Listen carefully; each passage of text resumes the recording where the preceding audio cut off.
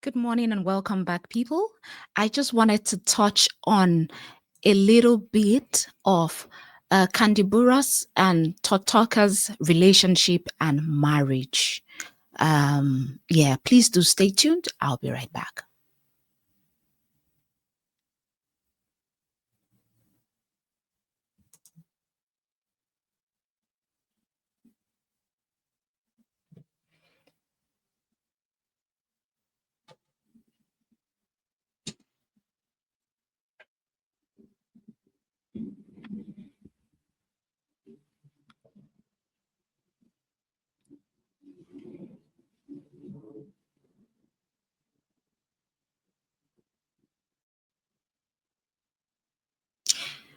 Thank you for being here and welcome back to Stand in Your Power channel. My name is Femi. If you're watching for the first time, you are very welcome. This is a channel where we say it as it is and we, you know, give accountability to who accountability is due. And we encourage men and women to stand in their power. So this morning or this afternoon, whatever the time is in your time zone, I'll be talking about Kandi Burruss and Todd Talker's relationship and marriage. Let's get into how it all started. They met on Real Housewives of Atlanta production. At the time, Todd Talker was working as a line producer of The Real Housewives of Atlanta season 4. Kandi was filming with the cast. Hold on.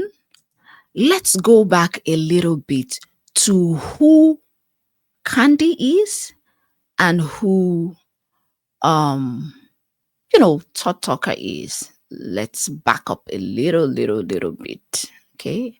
I think that would help us a little bit. Who is Kandi?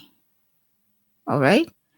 Kandi is a songwriter. Yeah, she's a songwriter. She's a singer. She's a television personality, an entrepreneur.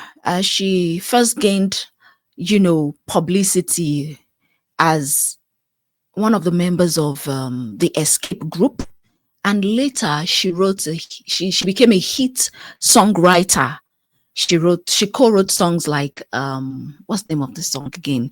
Bills, bills, bills, bills, bills, bills. Can pay my telephone bills, can pay my na. I don't think you do. And she also co-wrote No Scrubs.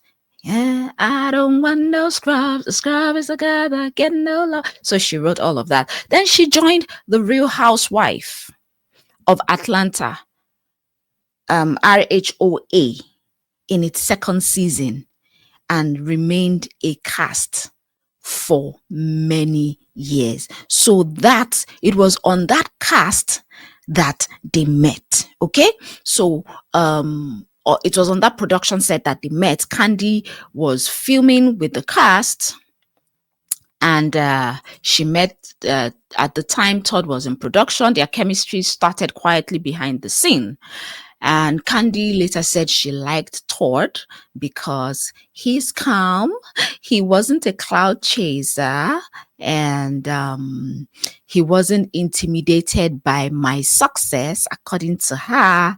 And he said, "Oh, I admire her work ethic. I admire her independence, her warmth, and yeah, at that stage, they kept their relationship secret from the RHOA camera. Okay. And then in 2012, their relationship goes public because earlier in 2012, they become official on the show. So Todd decided to stop working on RHOA because production rules did not allow crew members to date cast. So he chose the relationship over the job. That was good of him. Mid 2012, he moved in with Kandi. This was when fans first saw that she had a desire for a stable family, and they saw Todd's quiet but strong presence. Fast forward to January 2013, they became engaged. Todd proposed to Kandi On New Year's Day 2013, she said it was intimate, it was private, it was emotional. Our Real Housewife of Atlanta filmed the moment and the storyline around, family drama and everything. Then we had Mama Joyce, who is Kandi's mother. She begins opposition, and this is where major cracks began in the relationship. Mama Joyce never trusted Todd for anything. She accused him of being an opportunist, sorry, and she said he was after Kandi's money. Now, that kind of thing would create tension, okay, within the marriage. And this tension followed the marriage for quite a number of years. But then let's go back to April 4th, 2014. They had a fairy tale wedding. They got married in Atlanta. The wedding was iconic. They had a coming to America team. She is your queen to be. They had this gold, purple, white decor, African dancers, royalty procession, all the works. Just name it, they had it. Okay? And they had a lot of guests, 350 plus guests. And this whole event was filmed for Bravo TV as Kandi's wedding. But behind the scenes, let's talk about behind the scenes now. Their prenup caused some major fights. There was a delay. Todd had delays in signing the prenup, but he still went ahead to sign it because Kandi insisted to protect her empire, which made sense. Now, Mama Joyce claimed that the prenup proved she was right about Todd's intention. So because he didn't want to sign it, she was like, you see, eventually Todd signs. He signed, but resentment lingered. Let's go into 2015, where they started having career tension. Now, Todd struggled with being labeled a kept man, trying to launch production companies, not being as financially successful as Kandi. Okay? Meanwhile,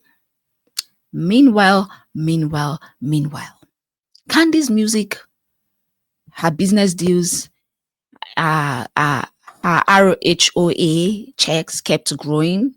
Fans noticed that Kandi was becoming the provider, and that later created power imbalance. Okay?